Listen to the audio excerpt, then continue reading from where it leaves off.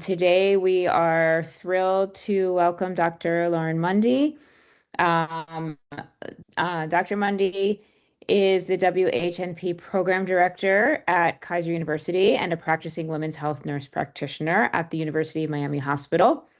She earned her PhD in nursing from Florida Atlantic University and is actively involved in professional leadership, serving as president of the Nursing Practitioner Council of Palm Beach County and on the board of directors for the National Association of Nurse Practitioners in Women's Health.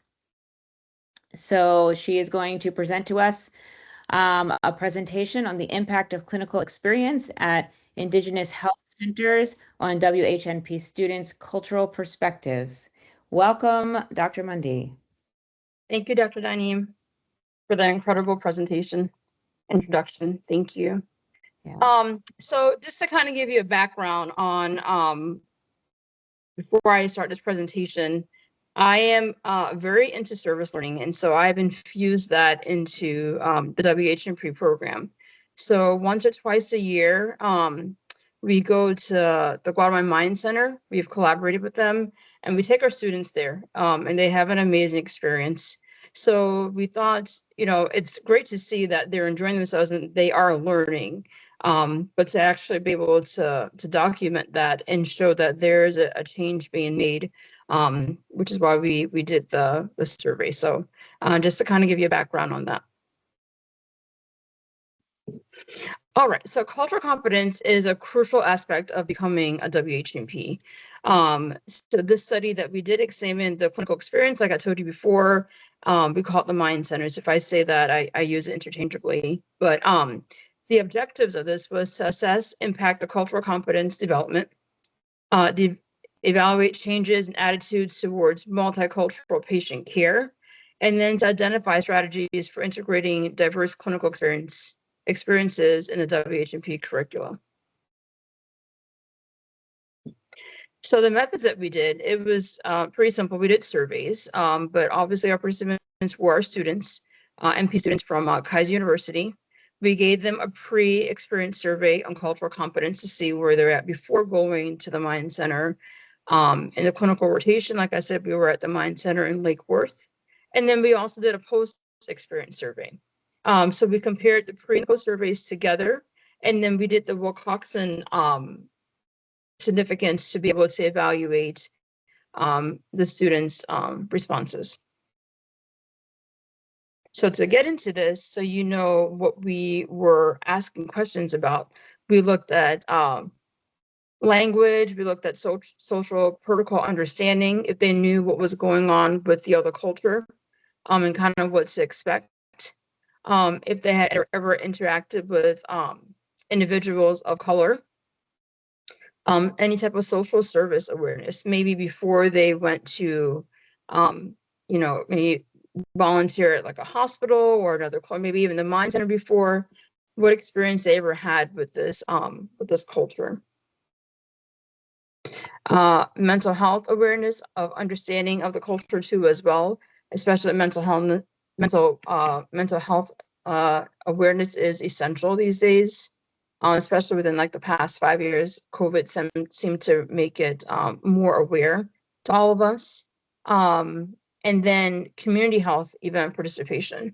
Like I said, so I really try to infuse service learning into this. This is one of the many areas that we do, but like the other day we went to Indian Town. They had a healthcare presentation over there.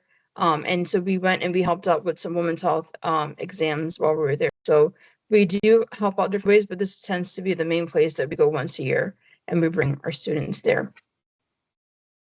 So as you can see, I'm going to show you another slide too to kind of give you the significance of each. But so the blue that's shown there is showing the pre-experience, and then or actually the blue is showing the post-experience. So I'm going to get through a little bit, but just so you see a visual of what's going on here and the differences. The biggest separation was here about the mental health views, awareness, and understanding of that culture. But the closest here was interaction between people of color. So I'm going to go through so you can see the most significant areas that the students had expressed their change in. All right. Again, this is a different slide. It's kind of showing significance too as well, pre and post clinical experience. And so language familiarity improved from somewhat to extremely familiar. And before we go into the Mind Center, which is primarily Spanish speaking, and they do have people that interpret for us while we're there doing the health clinics, but we do try to expose our students to Spanish, medical Spanish in particular, and even women's health terms that they may encounter to be able to take care of their patients when they're there. So we do some prep work with them before they go, so they can feel like they're able to communicate with the patients too as well. So that changed from somewhat familiar to extremely familiar, and then understanding the social protocol improved from not familiar at all to extremely familiar. One thing about clinical like service learning is that you get immersed in the patients or into their culture. So sometimes they may have some food that are there that you may be able to understand why they do this. Maybe some of especially for the Guatemalan population, they use a lot of like teas and herbs for them to be able to be able to like cure like blood pressure, for heavy bleeding, and so forth. So that is why it's important for us to understand social protocol with them. So, and like I mentioned before, interaction with people of color definitely is improved slightly to greatly, and then awareness of the social service needs increased significantly too as well. I think until we bring our students into these health clinics and so forth, they don't realize how much they can actually help. Even for the Indian Town health clinic that we went to, it was actually last month, we helped out 41 women. And they didn't want to stop working. They just like, oh, I was like, you want to take a lunch break? No, I want to keep going. Just because even their clinical skills even, enhance as well as they're doing this, but they see how much the women are appreciating and how much they're helping women. So it definitely is a lot more to it. Mental health community participation. So understanding mental health views improves significantly. And there's a lot of trauma that happens, especially when getting into the Guatemalan population. I feel like trauma-informed care is essential, especially when it comes to women's health, because across the lifespan, you're dealing with, going into adolescence and what that means in regards to like hormonal changes, even like PMDD, which is the premenstrual dysphoric disorder, or even PMS, what that means, or even for adolescent child, woman that is, you're having these hormonal changes, they're having things going on with school, you have issues that come into you're in a boyfriend, what does that feel like? School, how does it interact? And BHNP to me means it's so much more than just coming in, me giving you birth control, me doing your physical. I love speaking with my patients. And so once again, I infuse that into my program too as well. So mental health is key. And going along the lifespan, you have, they're having children. What does that mean? And we're going to go through perimenopause and menopause. What, things do we experience there too, emotionally and mentally as well. So, and the other thing, key findings, participation in community health is increased. They're always asking me, students go there just once and they're like, when are we going back? So I have to, try to make sure I keep things going in the community, but the Mind Center is awesome and letting us bring the students there to be able to help and teach them.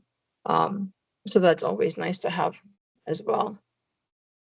So the statistical analysis, like I said, we use the Wilcoxon analysis to be able to look at, because it was a small sample size. And basically everything was statistically significant. So we looked at the language familiarity. I explained that to you before, like we do prep them before going in. Social protocol understanding, interaction with people of color, the social service needs awareness. That's quite a bit, like I explained to you before. The mental health views of the population that we're going to take care of, and then community health participation. Everything was significant across the board. So interpretation, all tested categories showed the statistically significant improvements in cultural competence post-experience. The low p-values indicate that the clinical experience at the Mind Center had a significant positive impact on the students' understanding and their engagement in cultural diverse population. So implications for the WHNP education, for certain, improved language awareness, better understanding of social protocols, increased awareness of social service needs, enhanced understanding of diverse mental health perspectives, and then greater engagement in community health events. So strategies for integrating this, incorporate diverse clinical rotations into the curriculum of, I have WHNP, but it can be any NP curriculum, to be honest with you. We've also had FNP, the family nurse practitioner students come out there too as well. So I think the last time we actually used the simulation bus that nursing has, and we had the FNP working on that bus while we were working in the clinic at the Mind Center. So it's nice to be able to get all aspects involved too as well. So like I said, I have the WHNP curriculum up here, but it really can be applied to any NP curriculum. Developing partnerships with Indigenous health centers. So we have a great relationship with the Mind Center. But like I mentioned, Indiantown, we made a great relationship with the Martin County. They have their mobile bus that goes around and does prenatal care. It's a woman that can't access care. So we did another partnership with them recently too as well, and they were amazing as well. Reflective practices, journaling. I like talking and speaking with the students, like, okay, tell me what you learned from this. How does this help you? And even sometimes after doing the, the rotations there at the Mind Center or like at Indiantown, they go into clinicals and they realize that they're, like I said before, that their clinical experience also have enhanced too as well. They're doing things easier. They're saying things easier. They're understanding concepts easier too as well. So it's across the board in regards to improvement of their learning. Facilitating debriefing sessions post-experience. I basically just kind of talked about that. And then integrating cultural competence throughout the NP programs.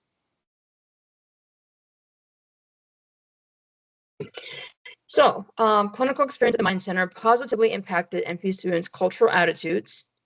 There were significant improvements in multiple areas of cultural competence. And I'm also going to put in there also clinical competence too as well. Emphasizes importance of experiential learning in diverse settings and prepares NPs to provide culturally sensitive care in a globalized world. As important as it is to show that we provide care here domestically, it's also important to show that we can provide care internationally too as well. Because there are a lot of health needs that are needed globally too as well. So just, and you never know where you can get a job. Maybe, you're able to get a job in another country. That's actually one of the questions I ask my students when I'm interviewing them before they come in, like, would you be interested in doing global healthcare? I think I kind of take them at surprise when I ask them that, but it's for a reason. And it's nice to be able to have that exposure and offer that exposure to the students.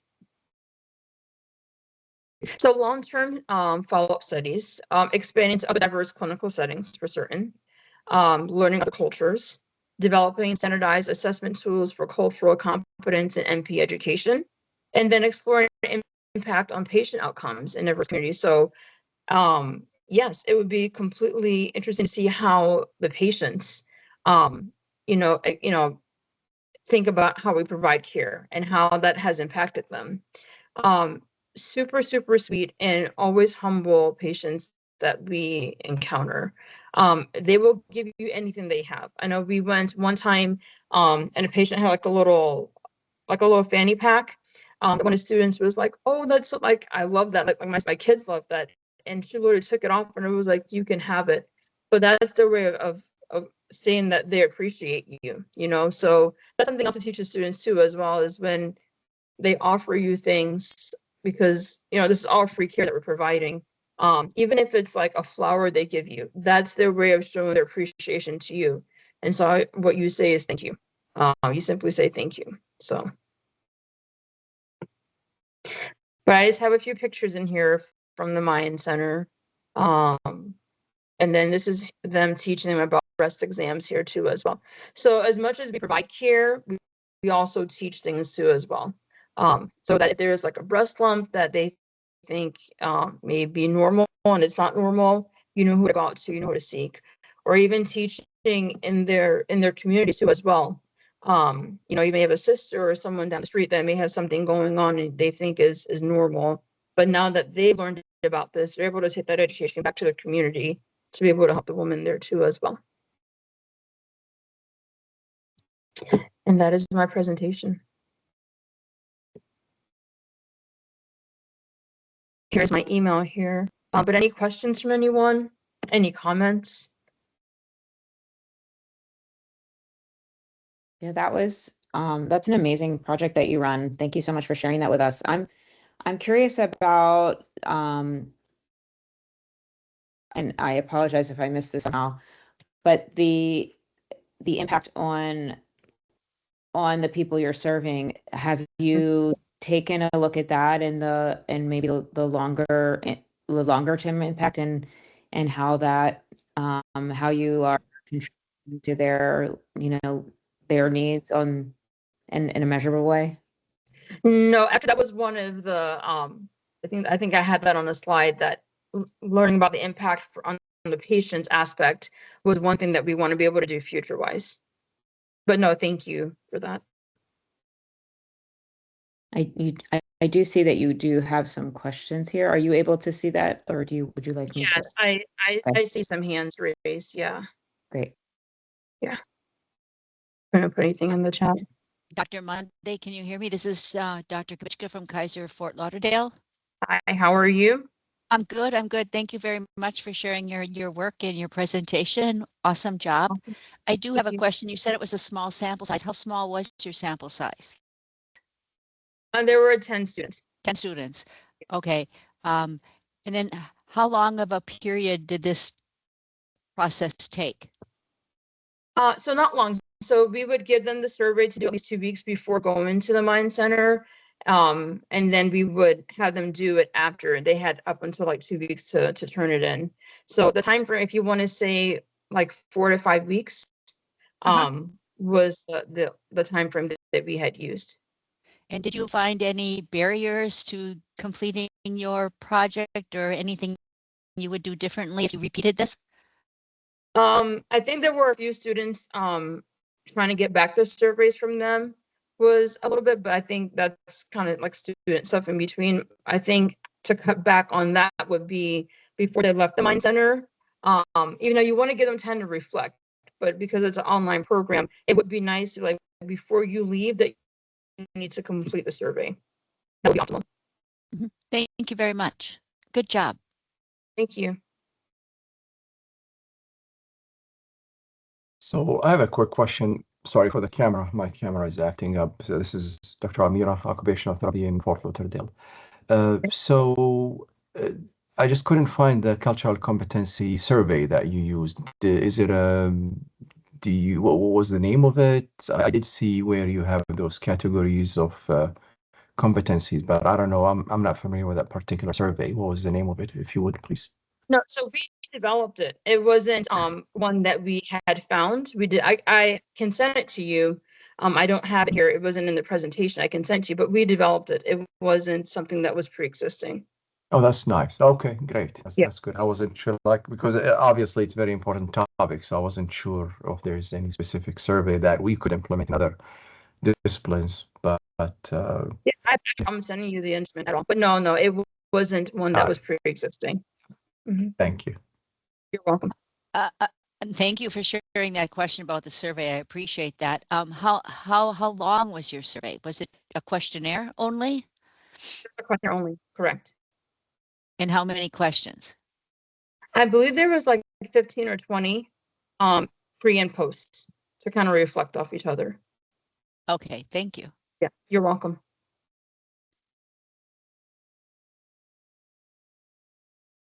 Is there still a hand raised? Okay.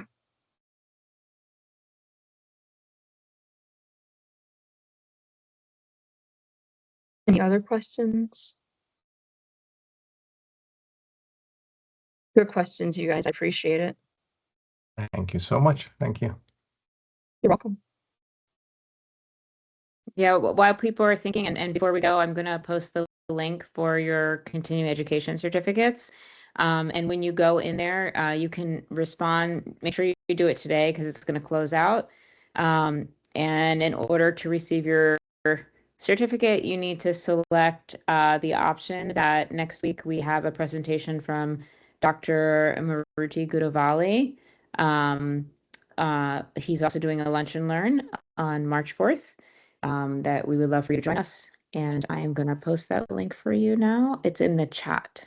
And just make sure that you do it today in order to receive your certificate. It's automatically generated for you.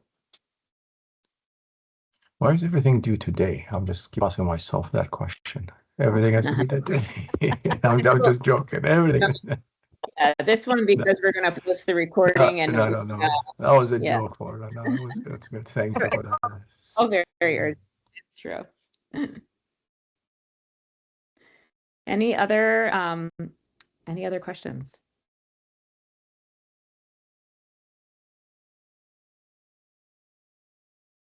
We're certainly very interested in seeing how this moves forward. I did see another hand raised. I lost it. You can unmute yourself if I can't see it, but we're certainly interested in seeing the follow-up for this. This is, a wonderful project. Really is. Thank you. Appreciate it. All right. And if that's it, thank you so much, everybody, for joining us during your lunchtime. We really appreciate it. And thank you so much, Dr. Mundy, for sharing your work with us. Thank you, everyone, for spending your lunch with us. Bye. Bye-bye. Bye. So long. Bye-bye. Bye.